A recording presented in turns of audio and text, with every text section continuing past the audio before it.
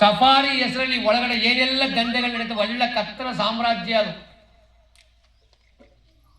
ಎಲ್ಲರೂ ಒಳಗಡಿಸ್ತಾರೆ,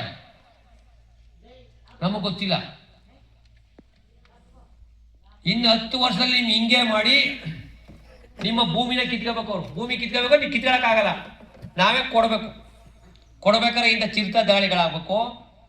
ಬೆಳೆದಂತೆ ಬೆಳೆಗೆ ರೇಟ್ ಇರಲ್ಲ, ಕುಡಿಯೋ ನೀರು ಕೊಡಬಾರ್ದು, ನಿಮ್ಗೆ ರಸ್ತೆಗಳು ಕೊಡಬಾರ್ದು, ನಿಮ್ಮ ಮಕ್ಕಳದ್ದು ಸ್ಕೂಲ್ ಕೊಡಬಾರ್ದು.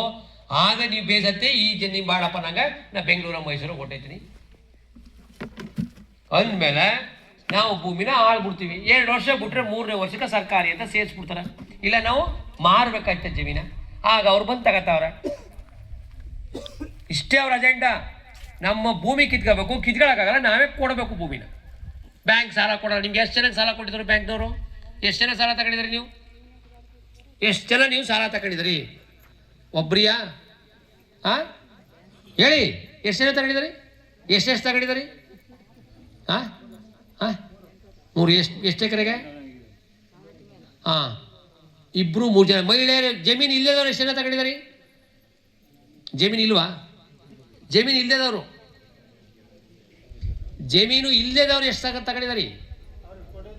ಯಾಕೆ ಕೊಡಲ್ಲ? ನಾವು ಓಟ್ ಹಾಕಲ್ವಾ?